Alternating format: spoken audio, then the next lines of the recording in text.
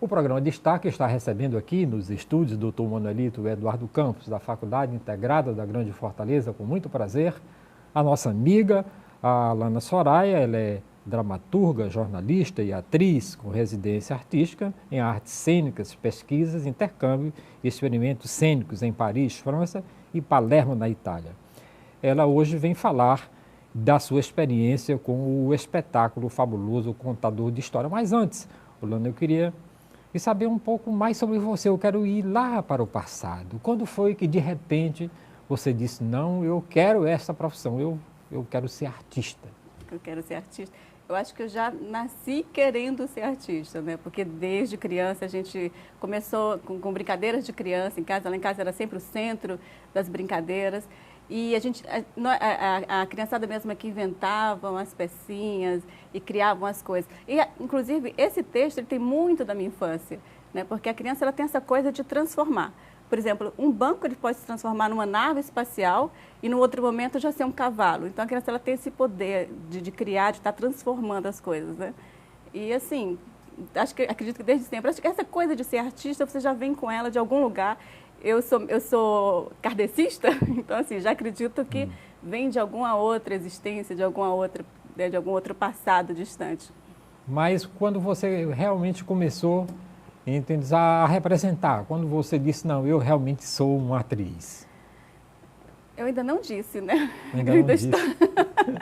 Eu ainda estou no processo, digamos assim. Mas a primeira vez que eu pisei mesmo no palco, assim, no palco de verdade, foi em 78 com o Zé Carlos Matos, que era do Teatro Grita. Ele fazia um trabalho muito interessante, que era um teatro social. A gente tinha um trabalho dentro das favelas, com as problemáticas das pessoas na favela, e trazia esse problema para o palco e junto com a comunidade a gente discutia. Então era um trabalho muito... Eu comecei com esse tipo de teatro, né? Que em 78, que foi bem na época da ditadura, onde as pessoas não podiam estar falando muito, não podiam estar... Hoje, acho até que as pessoas, assim, meu interessante, que as pessoas hoje levantam bandeira de que gostavam daquele período, acho que porque não viveram mesmo aquele período, né? Mas foi quando eu descobri uma forma de fazer de teatro, onde eu poderia, assim, além de ser atriz, poder estar passando alguma coisa e melhorando o meio em que eu estava vivendo através da arte.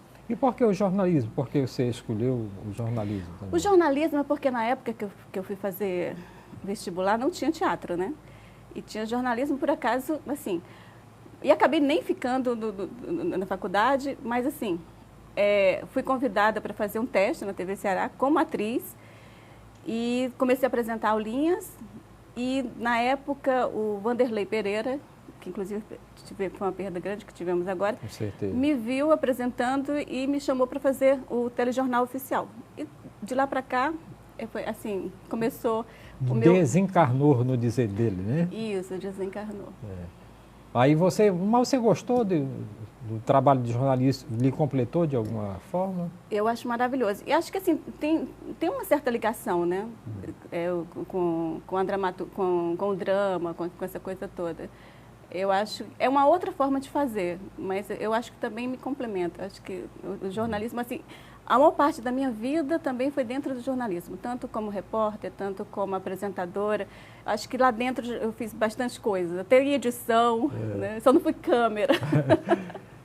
Mas como é que você está vendo, no momento atual, para o artista cearense? Está sendo bom para o artista cearense? Como é que o artista cearense está sendo tratado pelos órgãos oficiais? Existe muita ajuda, muito dinheiro, é muito fácil você encontrar patrocinadores dentro do mercado privado, inclusive, né? Uma facilidade. Isso é utopia, né, Jonas? Ah, Isso é uma utopia, assim. Eu acho que você, inclusive, está passando por um processo parecido, né? Quer dizer, eu acho que a arte, ela precisa realmente de um subsídio, porque ela não sobrevive sem, né?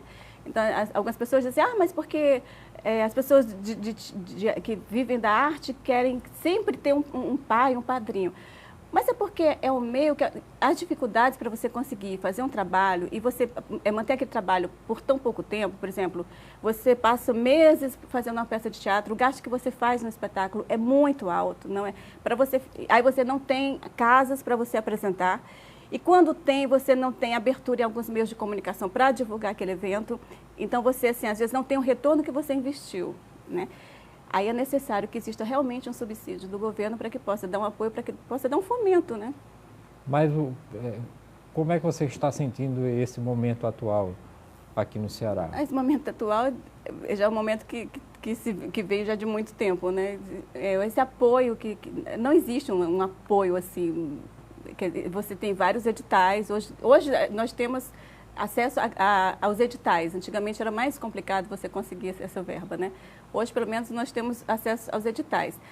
Mas, de uma certa forma, também complica você conseguir receber desses editais, né? Porque eu não sei como é que funciona essa política de distribuição do dinheiro. Quer dizer, você às vezes passa no edital e demora tempos para receber esse dinheiro. É uma engenharia, termina o espetáculo. Eu não entendo muito bem essa logística, eu não entendo muito bem essa matemática, então não dá nem para falar muito a respeito. Mas o que melhorou foi a questão que hoje você tem vários editais que você pode colocar os projetos e você pode, através deles, fazer suas montagens. Né? E ainda existe o mecenas, né?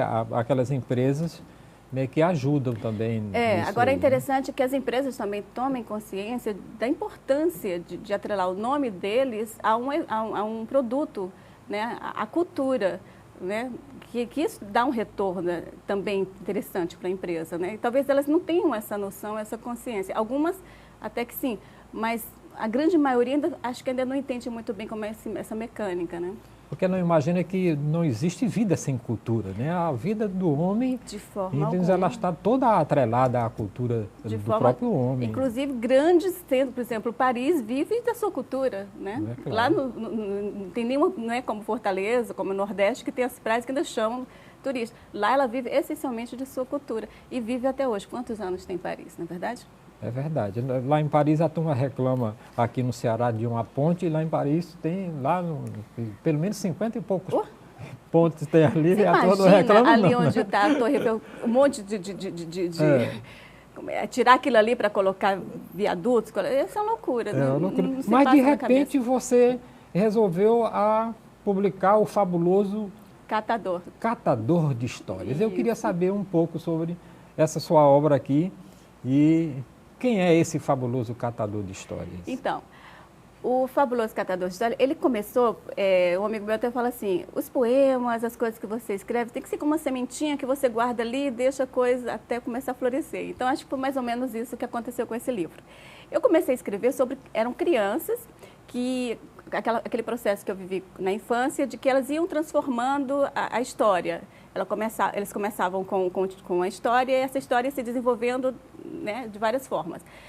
Aí eu resolvi montar, uma amiga minha leu o texto, falou, você devia montar esse texto. E eu reuni umas pessoas, uns atores assim, bem legais, para montar o texto. E o Ari Sherlock quis participar da peça. Eu digo, mas Ari, só tem criança participando.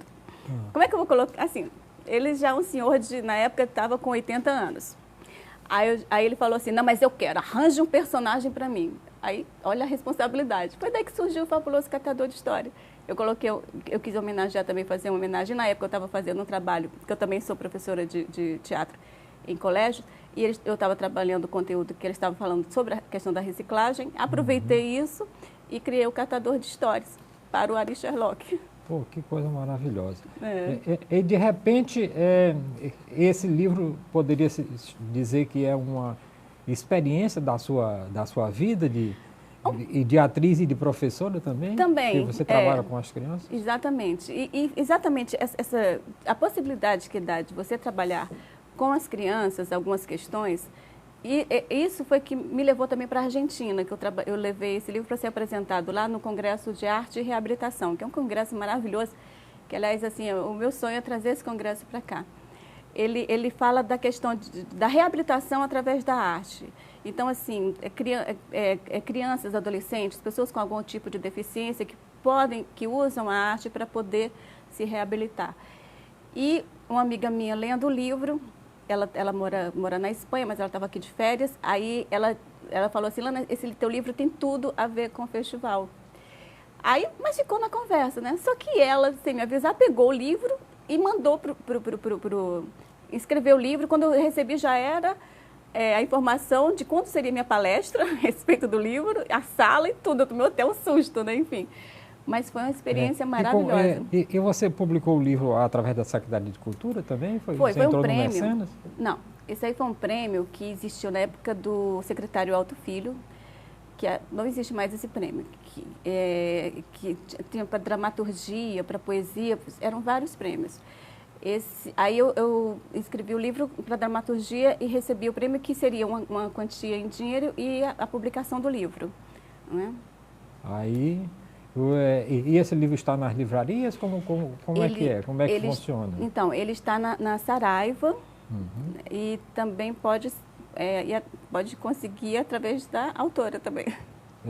Mas você não pensou em distribuir nas escolas esse livro? Então, tem entrar uma escola, em um desses programas, né? Eu não sou muito boa nessa questão aí administrativa, meu comercial. Mas uma escola me pediu o livro, né? E ele é paradidático no Colégio Vital de Donê hoje. Isso que eu estou entendendo, né? Aí hoje ele é paradidático lá. Mas eu nunca cheguei a oferecer em algum colégio, levar para algum colégio. Não. Aí ela viu o livro, se interessou e perguntou se poderia colocar como paradidático. Eu digo, seria uma honra. Mas se você quiser a minha sugestão, eu acho que você deveria procurar. Tem um órgão que compra muito livro aqui no Brasil chamado MEC. O MEC compra livros e distribui milhões desses livros didáticos, né? Existem muitos autores cearenses dentro dessa jogada de fazer só esse tipo de livro, né? E que quando o trabalho é bem feito, a gente está vendo que tem uma qualidade ótima desse trabalho aqui, né? E pode ser... É fácil a compreensão na sua experiência de professora? Ele é numa outra linguagem, que é numa linguagem teatral, mas ele é bem acessível.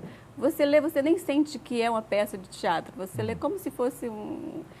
Mas queria falar também que o livro, ele tem, a ilustração dele é do Márcio Gurgel, inclusive ele fez toda a diagramação, ele fez um excelente trabalho com esse livro.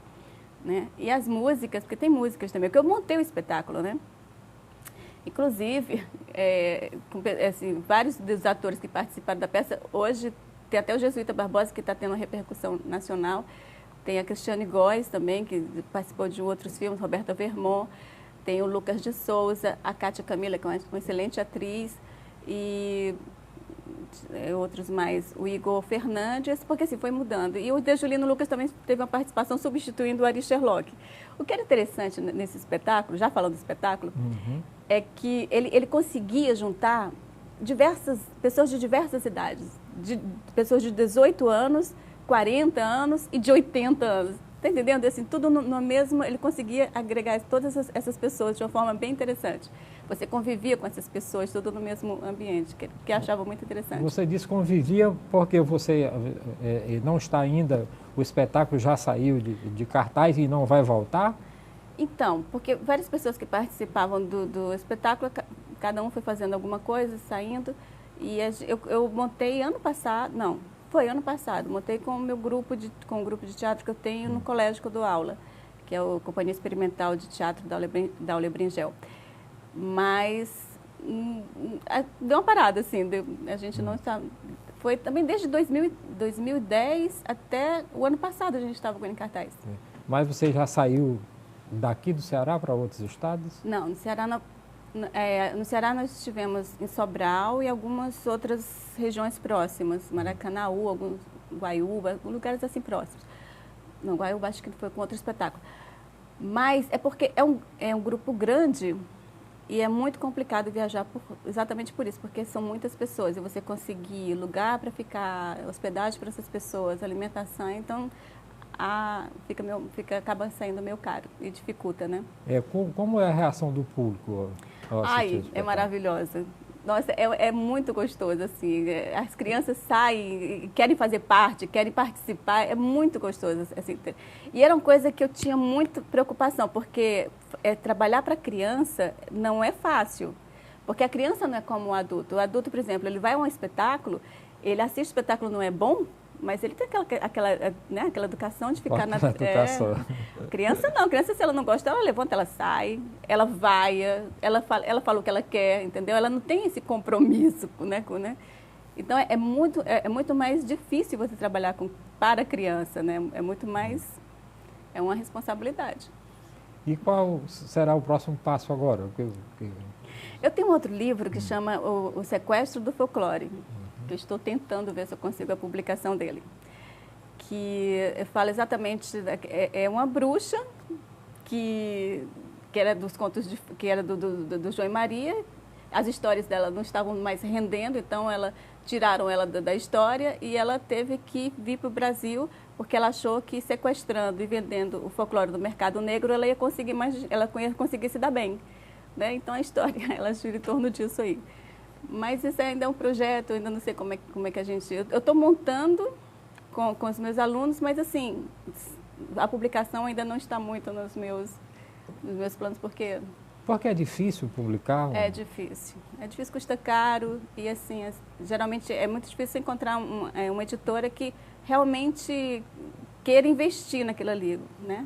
Ela quer que você pague para que ela possa publicar. Para você pagar, você ser o autor e pagar, né? Isso. E ainda tem aquele problema da distribuição, né? Quando você publica, aí tem um problema da distribuição. Isso. E tem que você concorre com um sujeito chamado Tom Brau, esse povo, esses Brau da vida aí, né? Uhum. Esse, que fica lá na prateleira de cima, né? Pois é. Aí assim, por exemplo, eu mesma fui procurar lá nessa livraria onde está vendendo o livro, nem eu achei o livro, né? E assim, eu fui assim por curiosidade mesmo, para saber. Então, é muito complicado você vender livros no Brasil, eu acho, assim.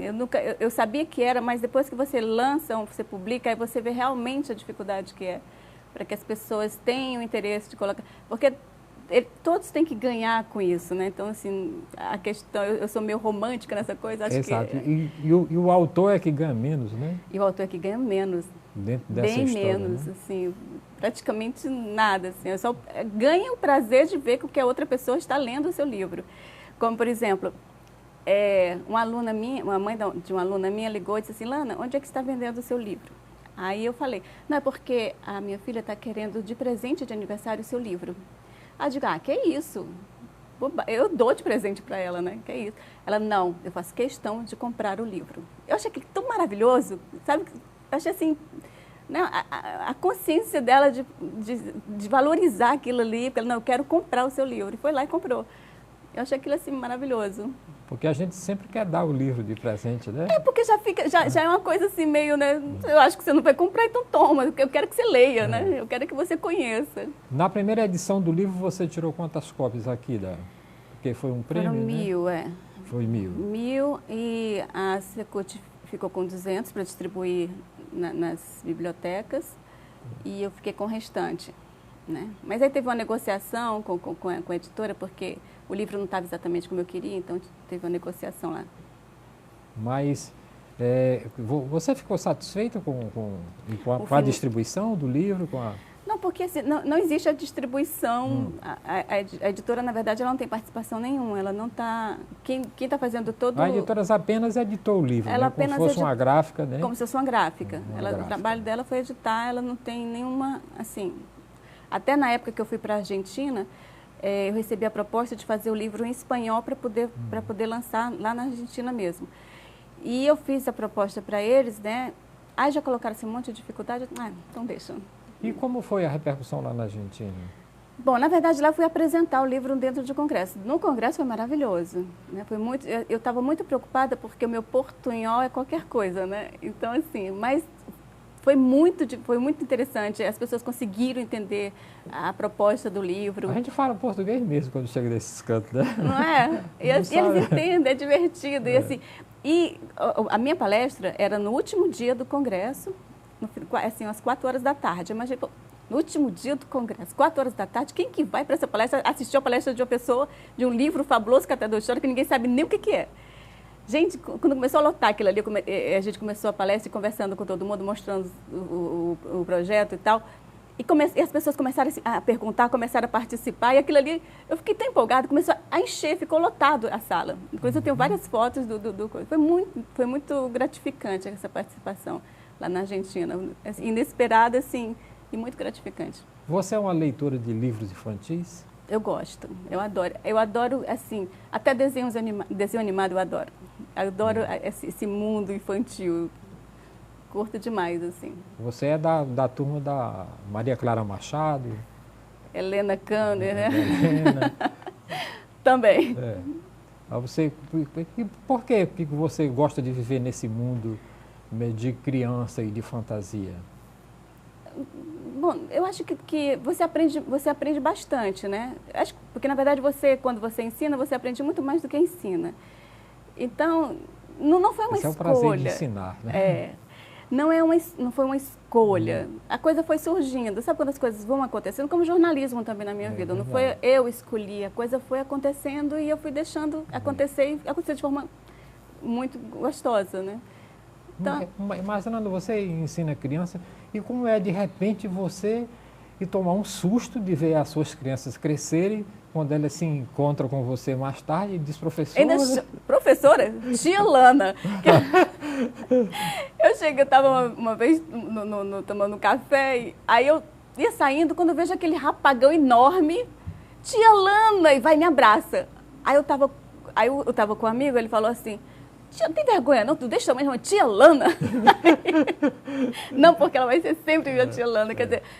A gente tem essas... E é gostoso você ver... Eu tenho muitos alunos que começaram comigo, crianças, e assim, eu participei até um pouco da adolescência deles, e hoje eles estão fazendo faculdade de teatro. Eles entraram pelo... Coisa então, muito boa. não é interessante, quer dizer, eles acabaram... E o teatro é uma coisa que é transformador. Né? Eu passei... durante um tempo, eu dei oficina de teatro em Tapajé.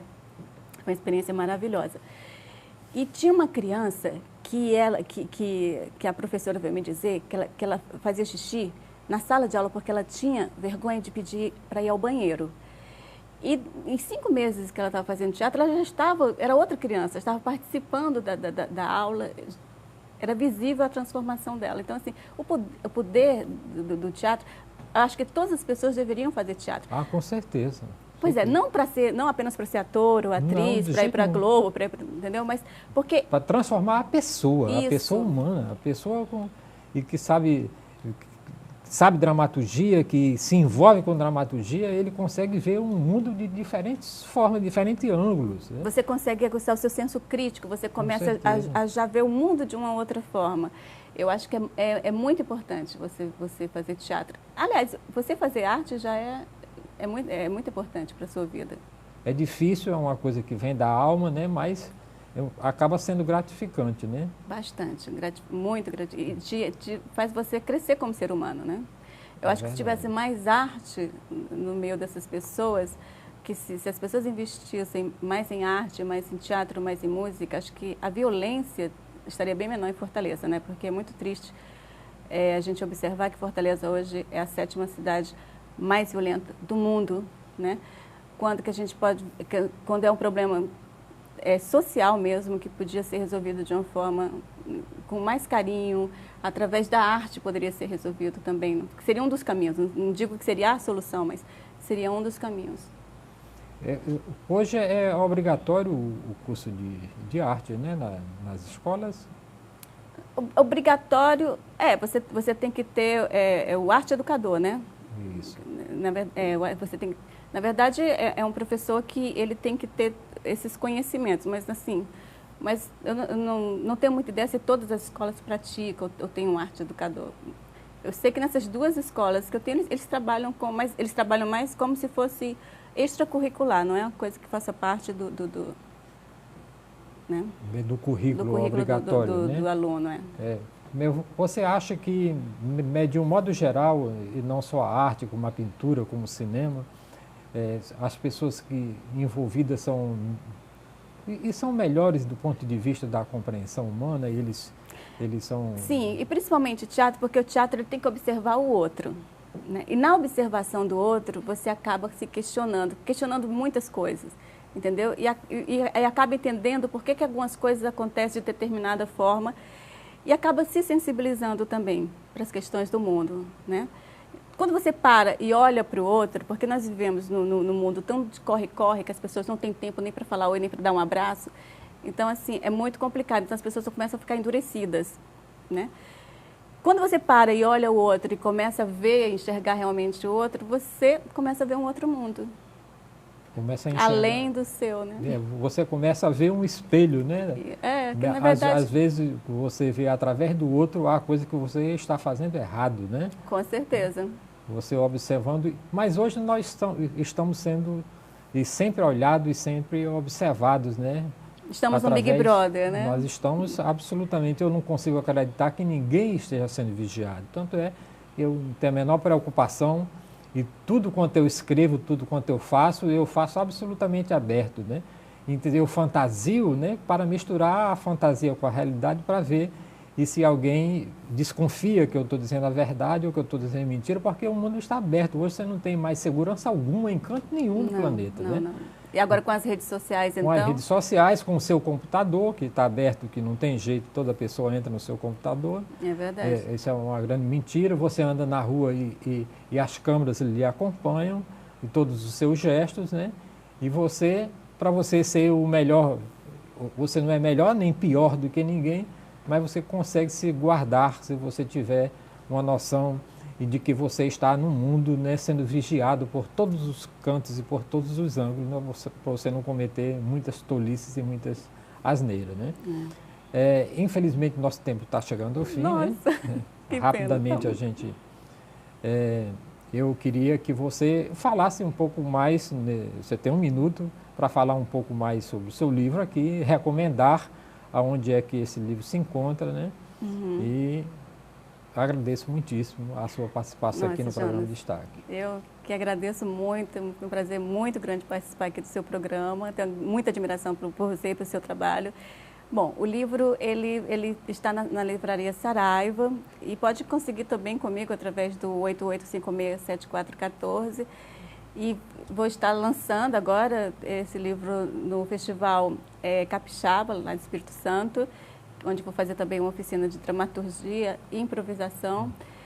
E, bom, é isso. E tem um e-mail que seria mais fácil as pessoas, né? Lana Soraya com Y, @yahoo.com.br. Pronto. Eu agradeço muitíssimo aqui a presença da Lana Soraya no programa Destaque, aqui da FGF TV, o seu canal universitário de Fortaleza. Este programa e também é exibido no nosso portal, no youtube.com/FGFES, ou então na página da FGF, fgf.edu.br, onde você encontra este e outros programas gravados e produzidos aqui no estúdios Dr. Manolito Eduardo Campos, da Faculdade Integrada da Grande Fortaleza. Muitíssimo obrigado pela sua audiência.